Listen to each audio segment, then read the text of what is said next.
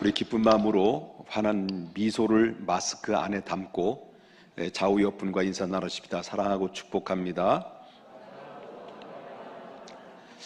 이 코로나 바이러스의 소리만 들어도 막 경기가 날 것 같습니다만은 이 코로나 바이러스를 통해서 이 사회적이나 정치적인 구조 현상이 굉장히 상당히 많은 그런 변화가 일어나게 되고 있습니다.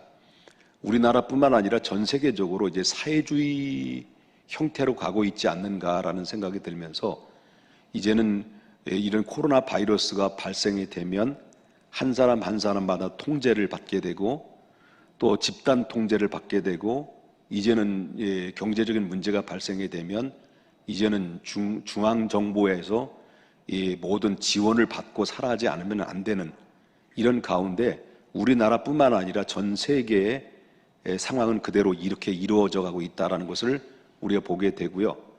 이제 4차 산업이 시작이 되면서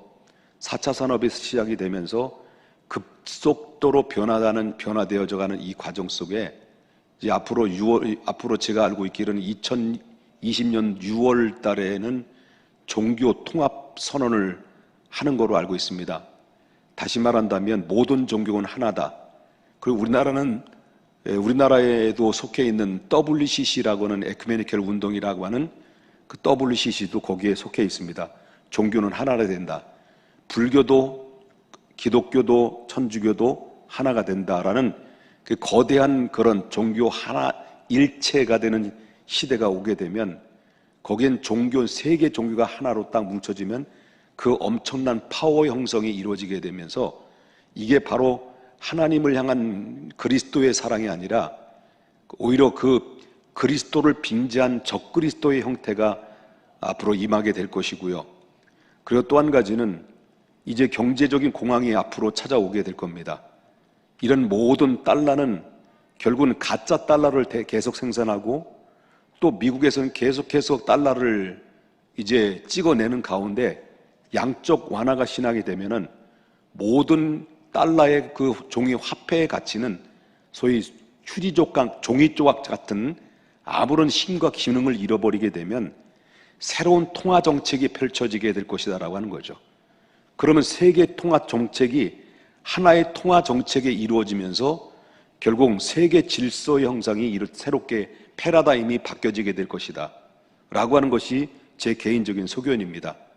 그렇기 때문에 거기에는 바로 뭐냐면 그 세계적인 통화가 하나가 되고 또 한 가지는 신분적인 부분은 앞으로 여러분이 개인 핸드폰 전화번호가 있지 않습니까? 그 전화번호 하나가 여러분의 신분을 말하고 있습니다. 그 전화번호 하나가 있으면 뭐든 여기에는 신분도 있지만 은행에 관련된 문제도 있고 화폐 문제도 있고 거래 문제도 있고 그 다음에 모든 정보력도 하나가 되면 결국은 뭐냐면 어떤 이 4차 산업 속에 세계에 들어가게 되면 하나를 딱 뽑게 되면은 모판을 뽑게 되면 모두 전체가 다 빨려오는 것처럼 세계의 모든 통제 아래에 있게 될 것이다. 그럼 양 두 개의 중요한 핵심적인 세력이 오게 되겠죠. 하나의 세력은 종교의 세력, 그리스도를 빙자한 적그리스도의 종교의 세력이 등장이 될 것이고 또 한 가지 세력은 바로 세계를 통제하는 통제 아래 둬서 그 세계의 모든 사람들을 다스리는 그런 세계적 통제권에 있는 세력들이 등장이 되면 두 개가 이루어지게 되면 동시에 우리는 모든 자유로움을 잃어버리게 되고 감시를 받게 되고 이런 일들이 벌어지게 되는데 이미 특허는 나왔고 백신은 이제 나오게 되고 이 백신은 계속해서 모든 누구에게나 다 받지 않으면 안 되는 것이에요. 그렇기 때문에 여러분이 나이 드신 우리 누님들도 옛날에는 아날로그 핸드폰을 가지고 이렇게 들었단 말이죠. 근데 지금은 아마 우리 누님들도 스마트폰을 들고 계실 겁니다. 그만큼 내가 원하든 원치 않든 간에 시대의 흐름에 따라서 새로운 기기나 새로운 환경이 들면 누구나 자연스럽게 그거를 접하게 되면 자연스럽게 접해되는 그것이 결국은 뭡니까?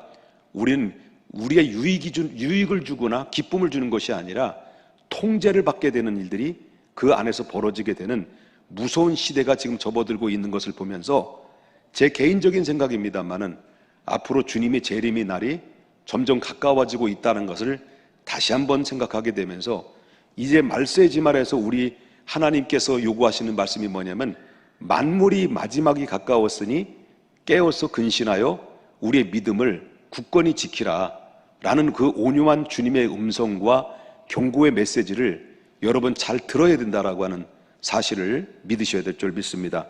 서두가 길어서 죄송합니다만은 이제 로마서의 말씀을 지난주에서 계속 말씀을 드립니다. 이제 로마서 3장의 말씀을 들어가게 되는데 어떤 기독교의 전문가의 말에 의하면 미래의 기독교, 그 미래의 기독교에 있어서 가장 큰 도전과 적이 뭐냐라는 질문을 던졌습니다. 또 어떤 사람은 이단일까? 아니면 또 타종교일까? 그리고 강렬한 무슬림일까? 그리고 아니면 또 동성연애의 인권의 문제일까? 등등 여러 가지 말들이 나옵니다만은 간단히 말한다면 결론은 아니다라고 하는 겁니다. 모든 앞으로 미래에 있어서 정말 기독교의 도전과 적이 뭐냐라고 말한다면 그 적은 바깥에 있는 것이 아니라 내부에 있다는 것, 기독교 내부에 있다라고 하는 것입니다. 기독교 내부에 있는 게 뭐냐면 우리 기독교 안에서 가장 큰 적은 그것은 기독교회가 형식화되는 것입니다. 형식화되는 거예요. 이게 가장 기독교의 적이고 무서운 미래에 우리 기독교를 향한 나타나는 현상이 될 것이다라고 하는 것을 우리가 보게 되면서 점점 이런 상황이 이루어지게 되면 형식화가 되는 이 기독교가 이 안에서 이루어지게 되면 점점 사람들은 교회에서 떠나게 되고 일부분만 남아서 결국 믿음을 지키는 사람이 생기게 될 것이다라는 위험과 경고의 메시지를 전해주고 있다라고 하는 내용입니다. 형식화된 기독교는 무엇입니까? 형식화되는 기독교는 뭐냐면 한마디로 말한다면 형식은 있는데 내용이 증발된 겁니다. 형식은 있지만 내용이 없다는 거예요. 그래서 예수님께서도 이런 말씀하셨어요. 디모데 후서 3장 5절에 말하기를 마지막 때가 되면 경건의 모양은 있다. 경건의 모양은 있지만 뭐가 없다는 거예요? 경건의 능력이 없는 거예요. 그것은 무엇을 말하냐면 형식은 있지만 그 능력을 담을 만한 그릇이 준비되어야 한다는 거예요. 그렇기 때문에 경건의 능력을 다 갖춰 있다는 것은 형식이에요. 그럼 그 안에 있는 내용이 빠지게 되면 어떤 일이 벌어지면 이 교회가 종교로 바뀌어지게 되는 거죠. 종교 그러면 형식 그러게 되면 우리 기독교는 형식은 형편없잖아요. 다리 꼬면서 예배도 드리고, 그렇죠? 머리 막 만지기도 들면서 예배 드리고, 주보 적고, 뭐 틀린 거 오타 막 검사하고, 형식으로는 형편없잖아요. 형식으로 따진다면 기독교는 빵점일 거예요, 어쩌면. 차라리 형식 말한 불교, 선앙당에 물 떠놓고 목욕 싹 하고 정말 정성을 다해서 비는 이런 모습들은 그 형식은요, 우리는 따라갈 수가 없는 거예요. 중요한 것은 바로 기독교는 바로 내용이 없으면 형식조차도 없는 건데 그는 빈 껍데기만 남아있는 종교인으로서만 존재할지 그 안에 능력이 다 상실된 힘을 잃어버리는 기독교, 이게 바로 앞으로 있을 수 있는 상황이 되는데 앞으로 4차 산업시대가 접어들면 바로 큰 세력이라고 하는 종교의 하나가 뭉팅이가 결국 기독교를 압박하게 되고 그리고 전 세계의 통솔 안에 있는 모든 통제 아래서 사람들을 압박하게 되면 오늘 코로나라는 작은 것 하나가 결국 우리 교회의 예배를 자유롭지 못하게 만들고 통제 속에서 예배를 100명 이하의 예배를 드려야 된다라는 그런 조건을 삼아서 오늘 지금 예배 드리는 것이 너무 어렵고 이 자리 이렇게까지 예배 드리는 것은 대단한 은혜요, 대단한 혜택이라고 볼 수 있을 만큼 점점 가면 갈수록 더 어려운 시대에 있는데 이럴 때 뭐가 나와야 되느냐? 하나님과 나와의 관계 속에서 진실성 있는 주님과의 밀접한 관계를 갖는 신실한 믿음을 끝까지 유지하고 그분을 붙드는 것이 오늘날 이 시대에 가장 중요하고 오늘 저와 여러분에게 요구되는 하나님의 말씀이라고 하는 거예요.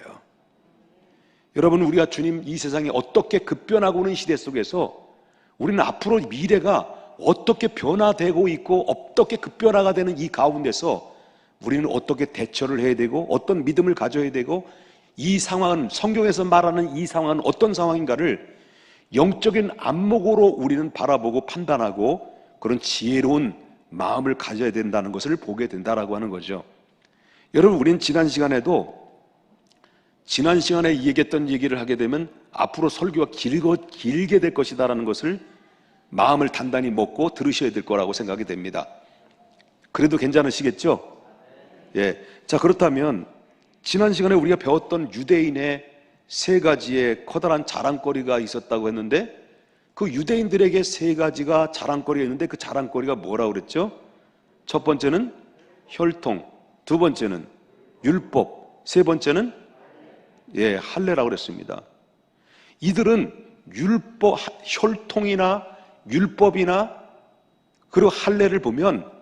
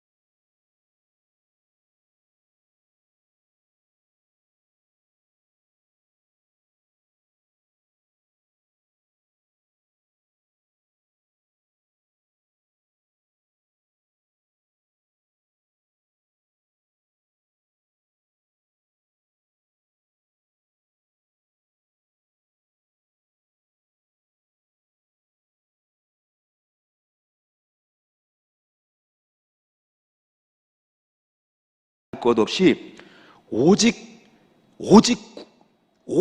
믿음으로만이 구원받는 길을 이거를 받아들이지 않으면 누구도 그 구원받을 길이 없고 하나님 나라에 들어갈 수가 없다.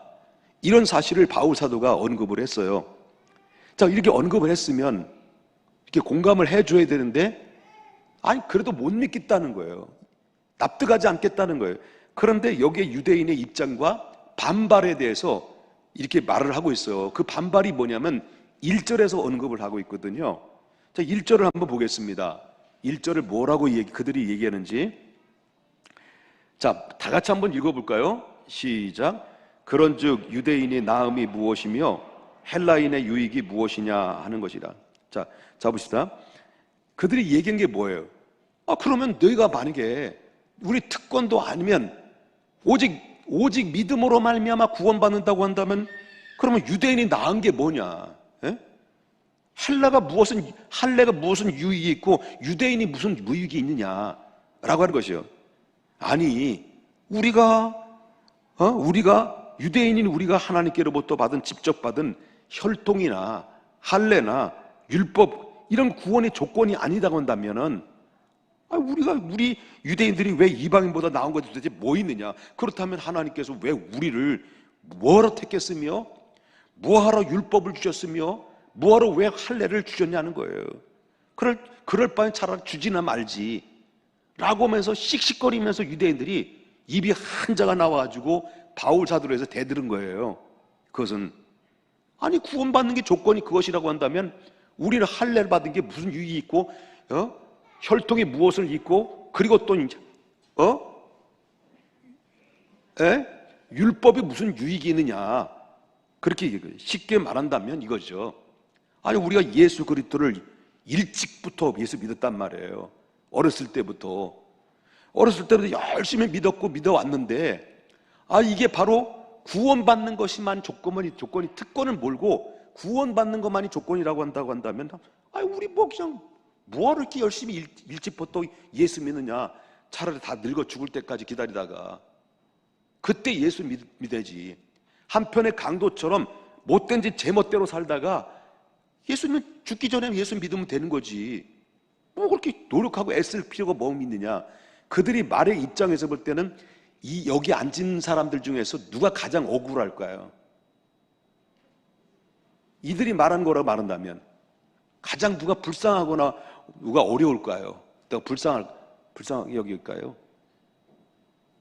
괜찮아요. 부끄러워하지 않아도 돼요. 누굴까요? 여러분이죠?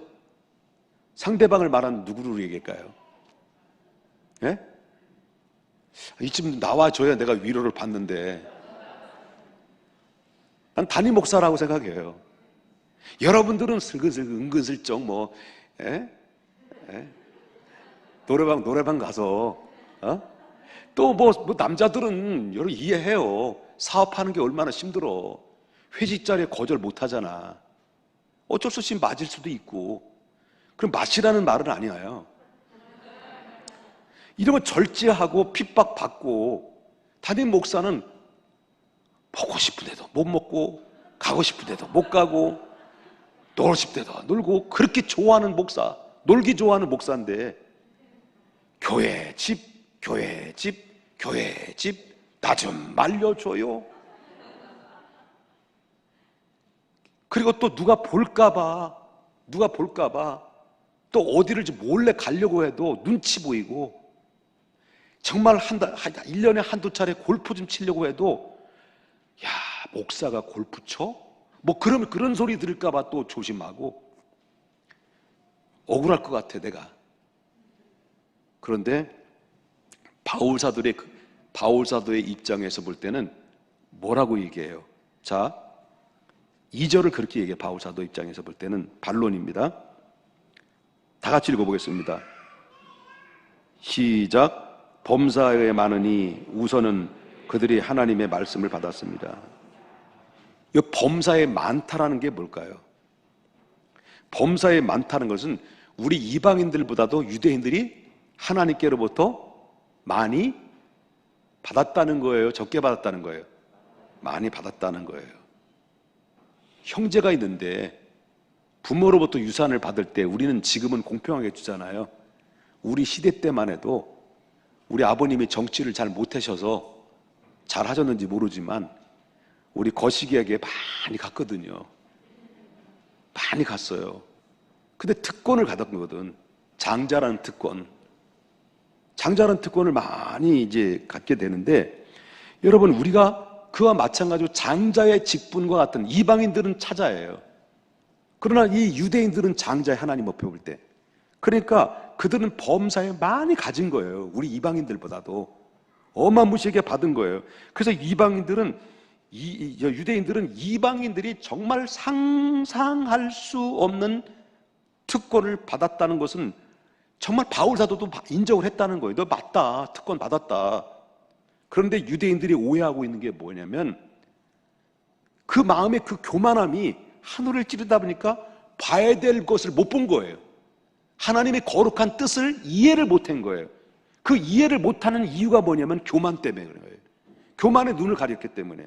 그리고 오해는 바로 뭐냐면, 그들은 아브라함의 혈통이면 또 우리가 할례를 받은 민족이며 또 율법을 받은 민족이기 때문에 메시아 오실 때, 오실 메시아를 믿는 그 믿음은 쏙 빼버리고 혈통과 율법과 할례를 통해서만이, 특권만이 우리는 얼마든지 구원받을 수 있다라는 생각을 가지고 있었다는 거예요. 이게 유대인들의 문제가 뭐냐면, 유대인의 문제는 말할 수 없는 어마어마한 특권을 받았지만은 뭐냐면 책임과 의무를 감당하지 않았다라고 하는 거예요. 그게 유대인의 문제였습니다. 우리가 교회를 다닐 때 남들이 갖지 않은 직분들을 다 갖잖아요. 여기 계신 분 중에서도 정말 목사란 직분을 저도 가졌고, 여기 장로님, 우리 은퇴 장로님 한 분 계시고, 또 세 분의 시부 장로님 계시고, 협동 장로님들도 계시고 있잖아요.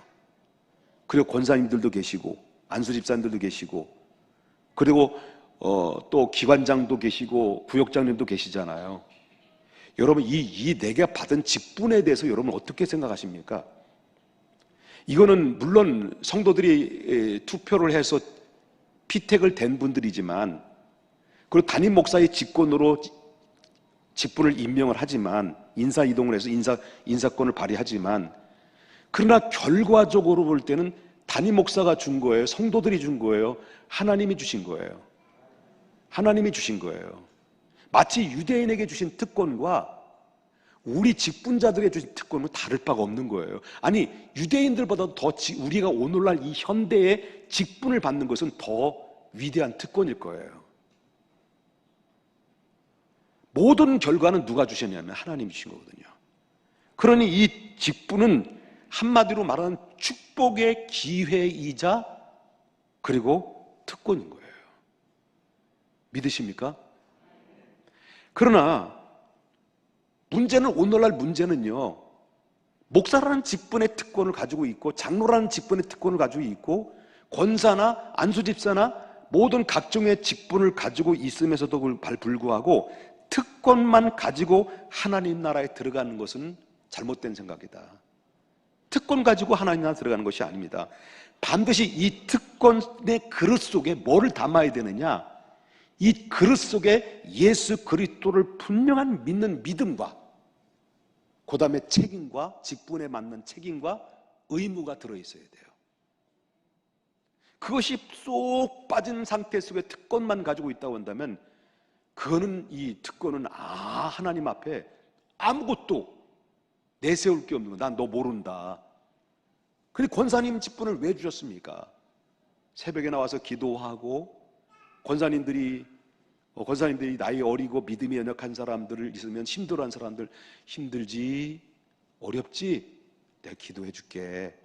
그래서 주머니에서 주머니에 뭐 하나 쓱 준비해 놨던 그 찰떡 초콜릿 뭐예요? 그 초콜릿 있잖아요. 찰떡 섞은 초콜릿. 그 뭐라 그러지? 어제 내가 김현희 집사님 드렸는데 찰떡 초코파이. 맞아. 그걸 하나 쓱 주면서 힘내. 이 초코파이는 에너지에 굉장히 좋은 거야. 힘내. 투덕투덕 하고 기도해 줄게. 이게요.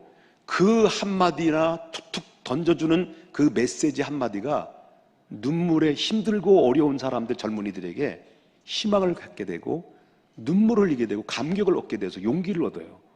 그렇다면 그건 책임과 의무를 감당하는 거거든요. 근데 죄송합니다만은 이 젊은 것들이 말이야. 내가 누군데? 내가 집 권사인데 어른들을 대접도 안 하고 말이야. 알길 드문드문 여기고 말이야. 그래서 말이야. 싸가지가 없어 말이야. 이렇게 되면 그거는 뭐가 된 거예요? 이 잘못된 거라고 하는 겁니다. 이런 모습들이 역으로 바뀌어져 버리고 있다고 한다면 아니 어른 대접받는 것이 아니라 우리가 직분의 특권을 받았으면 바로 특권에 맞는 그 사명을 감당하는 것이 이게 내용인데 내용이 빠지면 그 특권은 아무런 소용이 없다 라고 하는 거죠. 믿습니까? 그래요. 장로님도 마찬가지고 담임 목사도 마찬가지예요. 목사가 자꾸 권위만 내세우고 자꾸 뭐 바라고 그냥 언제 또 오늘 물론 양복은 누가 사주셨지만은 또 양복도 안 사주나 나 이렇게 양복도 있지만 그릇은 구두는 좀 여기 양복 색깔에 맞는 게 있어야 되는데 왜 빨간 거를 왜 이렇게 신고 다니나 뭐 바라고 이렇게 그게 아니거든. 목사도 섬겨야 되고 그래야 하나님 나라 때 받을 게 많지. 내가 쓸데없는 이야기를 한 것 같지만 그건 사실인 것 같습니다. 그러나 우리가 특권만 가지고 하나님 나라 들어가는 것이 아니라 사실은 반드시 특권의 그릇 속에는 여러분 예수 그리스도를 분명하고도 확고한 믿음과 함께 더불어 여러분의 헌신과 봉사가 담겨져 있을 때 그것이 완벽한 구원의 조건과 함께 그것은 바로 하나님 앞에 큰 보석과 같은 믿음으로 빛나는 하나님의 사람이라는 것을 우리가 보게 된다라고 하는 거죠. 그리고 예수님께서 이런 얘기했어요. 뭐라고 말씀하셨냐면 47절을 보겠습니다. 누가복음 1장, 누가복음 12장 47절부터 48절. 자, 보겠습니다. 주인이 뜻을 알고도, 주인이 누구예요? 하나님이시죠? 뜻을 알고도, 주인이 뜻을 알고도 종들이 준비하지 아니하고 그 뜻대로 행하지 아니하는 종은 어떤 책임이 있다는 거예요? 맞긴 맞는데 많이 맞는다는 거예요. 여태가 쭉 설명했던 얘기의 결론이, 예수님 결론을 내리신 거예요. 그 다음에 두 번째는 알지 못하고 맞는 일을 행한 종은 적게 만다. 이거 잘 모르니까, 믿음이 없으니까 그래 적게 만든다는 거예요. 물은 많이 받은 자에게는 많이 요구할 거고, 우리 많이 받은 자가 누굴까요? 교회에서, 우리 교회 안에서 많이 받은 자가 누굴까요? 예? 혜인이에요? 교회 안에서 하나님께로부터 많이 받은 자가 뭘까요? 은사나 달란트를. 나잖아. 김 목사잖아요. 많이 받았어요. 근데 김 목사는 교회를 이끌고 하나님 나라를 인도하는 인도자인데, 내가 말씀하신 준비하지 아니하고 뜻대로 행하지 않으면 하나님 앞에 그 책임을 묻는다는 거예요. 많이 받은 사람들은 많이 그만큼 요구할 것이고, 하나님 앞에 뭐 했냐? 분명히 여러분들 하나님 앞에 쓸 때는 단체로 쓰는 게 아니야. 개별적으로 하나님 앞에 마지막 쓰게 되면 그걸 묻는다는 거예요. 이게 반드시 묻게 돼 있어요. 그럼 많이 받은 자는 많이 요구할 것이고, 적게 받은 자는 적게 요구할 것인데, 많이 받은 사람이 특권을 가지고 있지만 특권 속에 바로 뭐냐면 형식을만 가지고 달랑 들어왔다고 한다면 그만큼 떼찌 엄청나게 얻어맞는다는 거예요. 얻어맞는다라는 것이 바로 뭐냐면 지옥가라는 얘기는 아니에요. 이건 행위의 심판이지. 이걸 얘기하고 있다는 거예요. 이해되는 건지 안 되는 건지들 여러분 반응이 없으시니까 그냥. 그 유대인들이 그런 거예요. 유대인들 그 책임과 의무를 잘 감당할 때 그 특권이 뭐예요? 특권이 보석처럼 빛나는 거예요. 그 보석은 그대로 하나님 나라 앞에 들어가는 거예요. 이게 바로 공력이라고 하거든요. 이 공력은 결국 하나님의 상급이 되는 거예요. 유대인들은 무엇보다도 하나님의 말씀, 율법, 메시아에 대한 약속, 이 특권을 받은 민족이에요. 그래서 이 바울이 얘기한 것이 너희가 범사 많다. 범사에 많으니 우선 그들이 하나님의 말씀을 너희가 받았다. 이방인이 감히 따라갈 수 없고 쳐다볼 수 없는 그런 어마한 그런 특권을 받은 거죠. 하나님께서 왜 그들에게 그렇게 특권을 줬고 하나님의 말씀을 허락해 줬느냐? 그 말씀을 가지고 캄캄한 우상 속에, 죄악 속에 허우적거리며 갈 바를 알지 못하는, 어떤 게 진리인지 어떤 게 비진리인지도 구분하지 못하고 사망의 음침한 골짜기로 갈 수밖에 없는 저 이방인들을 하나님께로 이끄는 제사장직의 역할을 감당하라고 이스라엘에게 먼저 주신 거예요. 그 이스라엘은 모든 이방 민족의 제사장적 사명과 특권을 주셨다는 거예요. 그래서 출애굽기 16장 9절 6절에 말하기를 뭐라고 말합니까? 출애굽기 16장 9절에 다 같이 보겠습니다.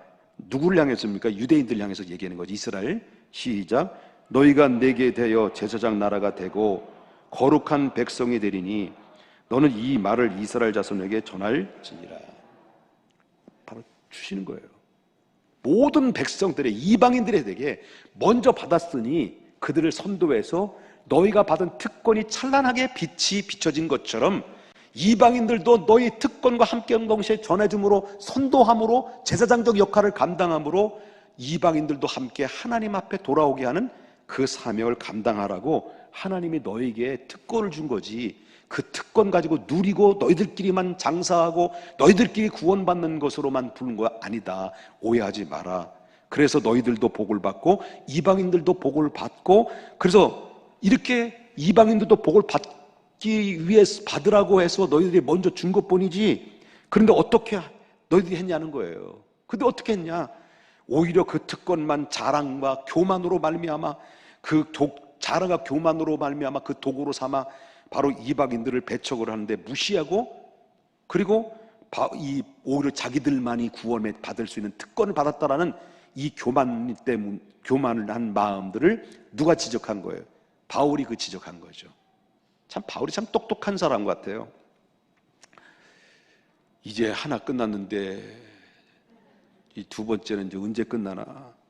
자, 두 번째, 그러면 이 말을 듣고 있었던 유대인들의 입장에서 또 얘기하죠. 3절 보겠습니다. 마음을 좀 비우세요. 예, 제가 2부 예배 막 어지럽고 힘들어 몸이 안 좋아서 2부 예배는 홍경 목사님께 맡겼는데 3부 예배 지금 이렇게 예배 드리는데 저도 열정 가지고 지금 예배를 드리는데 마음을 비워주셔야 됩니다. 2부 예배까지 못 드리는 거 같이 3부에 같이 설교를 하는 거니까. 예, 예. 자, 3절 보겠습니다. 유대인들이 또 입장해 볼 때 다 같이 읽어볼까요? 시작. 어떤 자들이 믿지 아니하였으면 어찌하려? 믿지 아니함이 하나님의 미쁘심이 패하겠느냐? 자, 이 말은 유대인들이 가장 큰 특권은 하나님께 신탁받은 자들이죠. 그러니까 즉 유대인의 율법, 다시 말하면 하나님의 말씀을 유대인들에게 맡겨준 거예요. 하나님이 그들에게 맡겨주신 하나님의 말씀은 어떤 말씀이냐면 그 말씀 안에 100%의 순도예요. 100%의 순도. 다시 말한다면 그 말씀은 하나님의 여러분이 들고 있는 66권의 말씀은 정확무오한 거예요. 누가 주신 말씀이에요? 다 하나님의 말씀으로 주신 거예요. 그럴 때 이 말씀은 곧 뭐예요? 진리예요. 사람의 말이 아니에요. 사람을 통해서 하나님의 감동을 받아서 기록으로 남겨놓았던 이 성경 66권의 말씀은 진리거든요. 이 진리의 말씀을 하나님 말씀을 유대인들에게 줬다는 거예요. 이스라엘에게 하나님께 선포한 말씀을 반드시 딱 선포됐으면 지키시는 것이고, 그 말씀을 여태까지 역사 속에서 성경 주신 말씀 역사 속에서 말씀을 선포했으면 하나님이 성취하지 않은 것이 단 하나도 없어요. 다 성취해 왔어요. 왜? 진리니까 성취해 왔다는 거예요. 왜 아멘을 안 하세요? 하나님이 말씀을 선포했으면 그 말씀을 하나님이 지켜왔다는 거예요. 누가? 하나님이 지켜왔다는 거예요. 그래서 유대인들이 하나님의 말씀을 받았다는 것은 구원받을 수 있는 장점이라는 장점은 다 가지고 있다는 거예요. 아무리 하나님의 신실한 말씀을 받았다 할지라도 바울이 말한 것처럼 그들이 그 말씀을 받았음에도 불구하고 그 받은 말씀을 믿지 않았다면, 그리고 지키지 않았다고 한다면 하나님께서 허락하신 그 약속들은 아무런 의미가 없는 것이 아니겠느냐라는 질문을 한 거예요. 그럴 때 여기에 대해서 사도 바울은 대답이 4절이에요.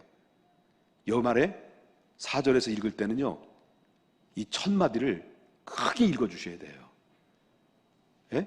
그래서 이제 그 강약을 줘야 돼. 그럴 수 없느니라. 그럴 수 없느니라. 시작. 에이, 아니. 그럴 수 없느니라. 시작. 네, 여러분 졸리실 것 같아가지고 제가 이렇게 잠시 잠을 깨우는 의미에서 여러 말씀드려요. 그럴 수 없다. 바울은 그럴 수 없다. 사람은 다 거짓되되 왜 그럴 수 없습니까? 사람은 다 거짓되되, 예? 오직 하나님의 말씀 어떻다는 거예요? 참되다. 왜? 진리이기 때문에. 바뀌어진 것은 사람이지 하나님 말씀은 여태까지 바뀌어진 적이 없다는 거예요. 없다는 거예요. 수많은 특권을 가지고 약속의 메시아인 예수 그리스도를 믿지 않고 먼저 믿는 그 자들의 책임과 의무를 감당하지 않는 책임이지 결국은 하나님의 책임은 아니다 라고 하는 것입니다. 예를 들어서 우리가 밤하늘을 쳐다보면 지금은 황사현상 때문에 밤에 별들을 보기에는 너무도 쉽지 않지요. 어쩌다 중국의 공장이 이제 공황 상태가 일어날까 요즘 잘 보여지는, 하늘에 보여지는 것들이 뭐예요? 별들이 쫙 보이잖아요. 가끔마다 별을 보여지는데 이 무수한 별들을 이제 보면 그 별들은 원래 수십억, 수백억의 별들 중에 그 쭉 모든 은하수의 그 우주에 싹 대롱대롱 달려 있죠. 근데 우리 인간의 육안으로 볼 때는, 한눈으로 딱 볼 때는, 한눈으로 보여지는 이 수십억의 그 별들 중에 많이 봐야 6,000개 정도밖에 안 본대요. 한눈에 보이는 게. 그 사람에 따라서 사람 평균적으로 볼 때는 4,500개 정도의 한눈으로 쭉 볼 수 있다는 거야. 보는 시야가 그렇다는 거예요. 근데 그 별들을 보는 사람들이 또 뭐냐면 시력에 따라서 달라질 수 있죠. 시력이 나쁜 사람이 있고 좋은 사람인데 시력에 따라서 숫자가 달라지게 됐죠. 그럼 이제 어제 바라봤던 이 별들이 오늘 숫자가 많이 달라지고 줄어들었네? 이렇게 될 수 있다는 거죠. 왜 다르지? 했다는 거예요. 그렇다면 물어보겠습니다. 그 책임이 별들에 있는 겁니까? 별들의 숫자가 있는 겁니까? 아니면 별들을 잘못 센 인간의 문제입니까? 인간의 문제죠. 그것을 보는 인간의 책임이지, 별들은 여전히 그 개수, 그 자리, 그 위치에 있는 거예요. 여러분, 돼지우리에 깔려있는 보석들이 막 똥 싸고 막 그런 막 깔고 뭉기는다고 해서 그 깔고 뭉겨있는 그 보석이 돌로 바뀌어지나요? 절대로 바뀔 수 있는 게 아니에요. 여전히 보석인 보석이에요. 똥을 싸고 거기에 뭉긴다고 해서 돌이 되는 것은 아니라는 거죠. 유대인에게 하나님의 약속의 말씀을 지키지 않는다고 해서 그 약속의 말씀들이 신실성이 사라지는 것은 절대로 아니다라는 거예요. 그렇기 때문에 인간의 변덕스러운 것 때문에 하나님의 신실성이 파괴시키는 것은 있을 수 없다라는 거죠. 우리가 잘못됐는데 그 하나님의 말씀과 그 말씀의 신실성이 훼손되는 거 아닙니까? 끝나는 거 아닙니까? 그 무슨 소용이 있습니까? 라고 할 때 그것은 하나님의 말씀은 변화되지 않는 것이지, 변화된 것은 너희들의 책임이지 하나님의 말씀이 여전히 살아있다, 그런 얘기거든요. 그래서 세 번째, 이제 마지막이에요. 세 번째, 좀 이해 좀 되셔요? 예, 그 2층에 좀 우리 젊은이들도 이해돼요? 예, 아이고 참 감사해요. 자, 2층이래 좀. 세 번째, 지금 정신이 하나도 없어요. 예, 세 번째 유대인의 질문입니다. 7절 보겠습니다.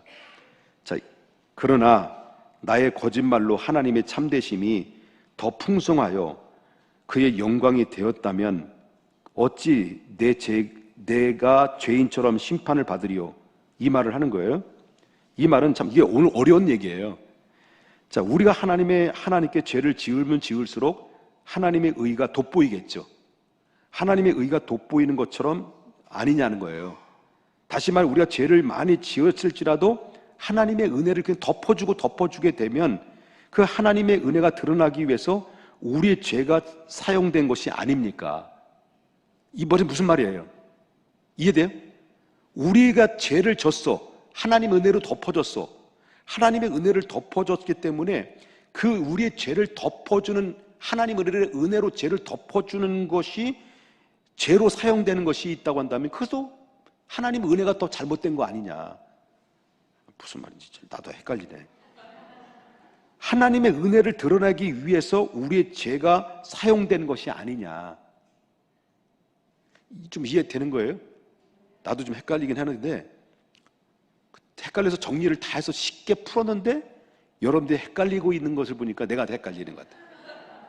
그렇다면 우리에게 죄를 지으라고 부르시면 안 되는 거죠. 왜 그럼 우리를 부르셨습니까? 오히려 상을 줘야지. 우리 죄 때문에 하나님이 높아졌다면 하나님도 문제 아닙니까? 그런 얘기죠. 이런 궤변을 늘어놓는 거죠. 그래서 사도 바울은 여기에 대해서 뭐라고 말해요? 8절 다 같이 읽어보겠습니다. 시작.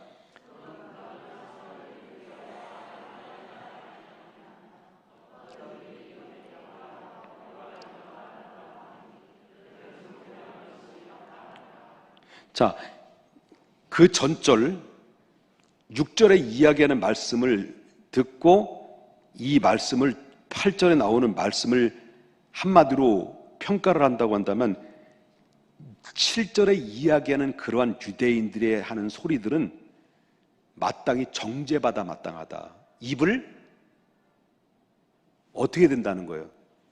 찢어야 된다. 그 얘기예요. 헛소리 하지 마라. 그런 얘기예요. 유대인들의 특권이 뭐예요? 우리식으로 표현한다고 한다면 먼저 믿은 특권이에요. 예수 믿는 가정에서 모태신앙으로 태어나는 것과 마찬가지예요. 여러분, 우리 오해해서는 안 됩니다. 구원 자체가 사람과 하나님과의 1:1 관계예요. 누가 구원은 대신해 줄 수가 있는 게 아니에요. 내 부모가 목사이기 때문에 내 자녀가 구원받는 게 아니에요. 내 가정에, 우리 교회의 중직자의 장로님의 가족이나 중직자의 가족의 자녀일지라도 구원받는 것은 바로 부모님이 중직자이기 때문에 내 자녀들도 구원받는 게 아니에요. 아빠는 아빠고 나는 나야. 구원받는 길은 딱 한 가지밖에 없어요. 한 가지밖에 없어요. 자신의 죄를 고백하고 십자가를 통해서 주시는 하나님의 그리스도의 힘을 입지 않고는 구원받을 길이 없는 거예요. 이것을 가지고 혈통이니 율법이고 할례이고 아무 소용이 없는 거예요. 이것이 없다면. 그걸 얘기하고 있는 거예요. 그래서 그렇다면 먼저 믿는 것에 대한 특권은 아무것도 없는 거냐? 그건 아니다는 거예요. 먼저 믿는 그 특권은 얼마나 큰 특권인 줄 압니까? 날마다 술주정이 부모 밑에서 뺨따기 맞으면서 자랐던 아이와 날마다 부모님 밑에서 말씀 듣고 기도로 양육해주는 부모님 밑에 자라는 아이의 차이가 있을까요? 없을까요? 있어요. 뺨따기 맞으면서 자랐던 아이는 나중에 나는 엄마처럼 아빠처럼 안 살아 라고 하지만, 그러나 그도 시집을 가게 되면 똑같이 그 자식의 뺨때기를 때리고 귀시아대기를 때려요. 왜? 어렸을 때부터 자랐던 그런 모습들은 그대로 일생 동안 안고 가서 결혼하고 나서 자식을 낳아도 똑같은 부모의 형태를 닮아가는 것입니다. 다를 바가 없습니다. 다 그런 건 아니지만 엄청난 차이가 있어요. 어렸을 때부터 말씀으로 자라고 기도로 자라고 양육을 잘해서 이런 아이들이 자라서 얼마나 나중에 큰 인물이 됩니까? 그래서 우리 어린아이들한테 배울 것은 엄마, 아빠, 로봇도 카! 이런 말도 배우기보다는 먼저 할렐루야, 주여 삼창, 미샤입니다, 할렐루야, 이걸 걔 입에서 나오는 게 정상인데, 로봇다가 막 이런 거로부터 배우면 이 부모 책임인 거예요. 여러분, 어릴 때 하나님을 알아가는 것, 성장하는 것은 큰 축복인 것입니다. 이 엄청난 축복이에요. 그런데 가끔마다 드라마를 보면 사람들이 힘들고 어렵잖아요. 어려우면 날마다 어떻습니까? 힘들면 집에 팍 차고 나가가지고 어디로 가요? 바로 가지요. 큰 긴 의자에 앉아서 테이블 쭉 해가지고 양주를 해주면서 한 잔 쭉 떨어 마시고. 괴로우니까. 부부의 세계를 보니까 그렇더라고요. 그 얘기는 하는 건 아니지만 술을 마시고 근데 생각나는 거예요. 보편적으로 그 집에 튀어나가서 술을 마시고 괴로워서 술을 마실 때 너무 괴로우면 누가 생각이 날까요? 남자가 술을 마실 때 남자가 생각이 날까요? 여자가 생각이 날까요? 여자가 생각나겠지. 여러분들 안 해봐서 모르잖아. 그것도 첫사랑. 근데 이 첫사랑이 어느 날 우연치 않게 옛날에 만났던 그 자리가 생각나서 첫사랑이 우연히 온 거예요. 어머 웬일이니? 만나가지고 그 자리에서 서밋하고 2차로 가가지고 또 그렇게 하시고, 이게 바로 뭐냐면 이게 막장 드라마의 그런 현장들을 많이 보여주잖아요. 어제도 뭐 잠깐 봤는데, 나는 일찍 자야 돼서 봤는데 그저께인가요? 부부의 세계 진짜 은혜롭더라고요. 내가 지금 복음 전하는 거예요. 봐서 거기서 깨달은 진리가 있죠. 야, 여자 한 사람 때문에 남자가 같이 술을 마셨는데 또 그 자리에 여자 한 사람 때문에 괴로워하는데 자기도 그 여자 한 때문에 괴로워가지고 온 거야. 두 사람이. 너 왜 그랬어? 왜 너 내 마누라하고 사니까 내 마누라하고 같이 있어 보니까 좋았냐? 그딴 소리 하지 마. 너 맞을래? 그래, 너 죽도록 맞고 싶다.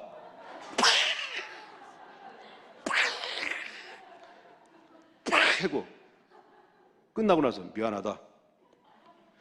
뭐 이런 막장 드라마. 여러분, 이렇게 사람들은 소망이 없고 길을 찾지 못한 사람들은 해결 방법은 저런 것밖에 모르니까. 그래서 오늘 막장 드라마들이 생기게 되는 것이고, 그래서 사람들은 그 어둠 속에, 고통 속에 늘 빠져들어가는 거예요. 그렇게 살다가 어떻게 해서 그 사람이 전도를 받은 거예요. 전도를 받아가지고 신앙생활을 하게 되는데, 은혜를 받아. 교회를 은혜를 받는데 받고 돌아서면 어떻게 됩니까? 또 그 생활이 들어가게 되고 괴로워하고 이런 시행착오가 계속 겪게 돼요. 담배도 끊어야 되고 술도 끊어야 되고 여자도 끊어야 되고 그리고 또 어둠의 유혹에 뚫고 나오기가 쉽지 않은 거예요. 몸부림치는 거예요. 담배 끊어도 담배 끊는 게 얼마나 어려워요. 6개월, 담배 생각나지 않을 때 6개월 정도 걸려요. 이거 버릇 버티는 거 1년 걸려요, 1년.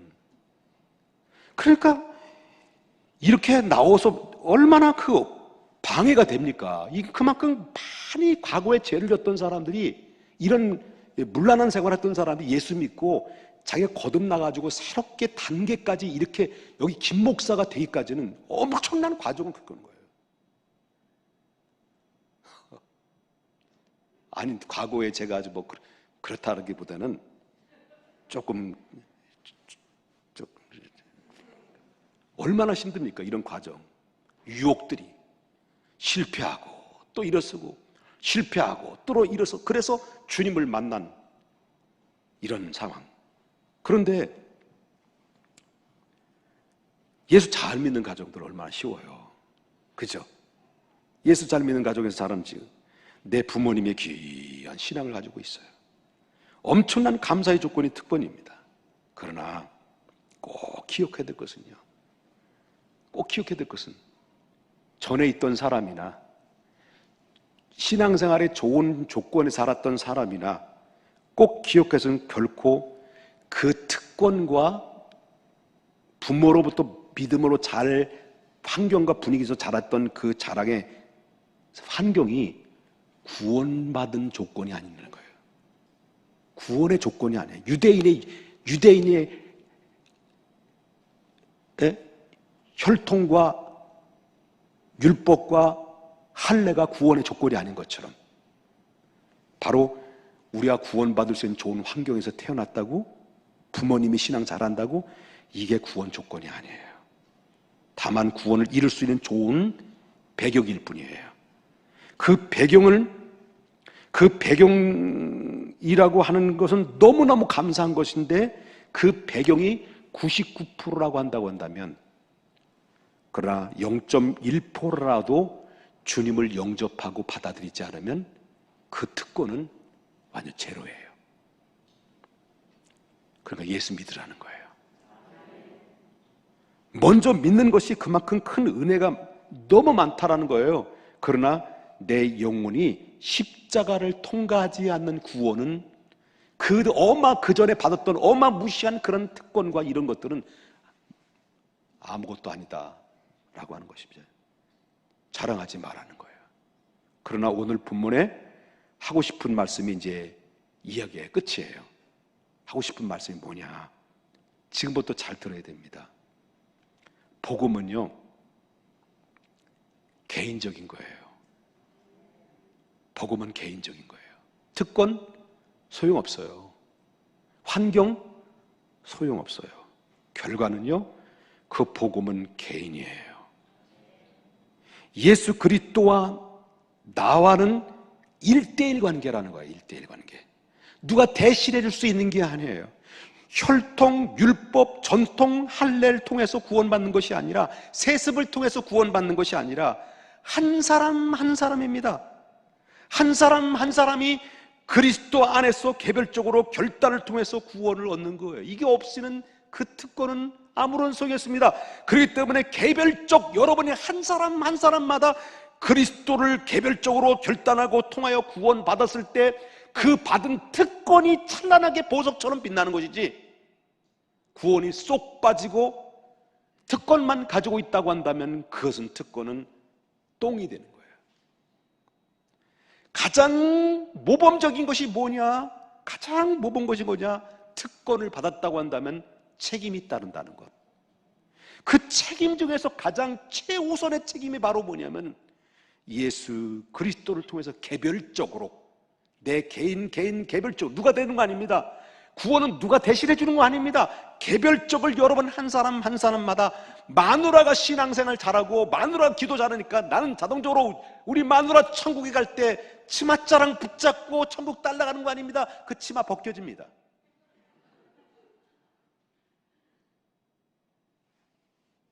구원은 나와 하나님의 관계예요. 그렇기 때문에 내가 먼저 믿었다고 하면 엄청난 특권인데 그 특권을 놓치지 않기를 바라요. 그 속에서 빨리 열매를 맺어야 되는데, 그럴 때 구원의 영생도 보장되고 매일매일 주님과 함께 동행하면서 행복한 믿음의 생활을 하게 되는 겁니다. 그래서 정리를 합니다마는, 여러분에게, 유대인에게 특권이 있죠. 혈통, 율법, 할례. 유대인의 문제가 뭐였다고 그랬어요? 특권만 있지 이 안에는 뭐가 없어요? 내용이 없는 거예요. 예수님을 믿는 믿음이 없어요. 그렇기 때문에 이 특권을만 가지고는 그들은 얼마든지 구원받을 수권이 된다라고 했다는 거예요. 근데 바울 사도는 아니다라는 거예요. 그럴 수 없다라는 거예요. 중요한 것은 바로 특권 속에는 반드시 뭐가 있어야 된다는 거예요.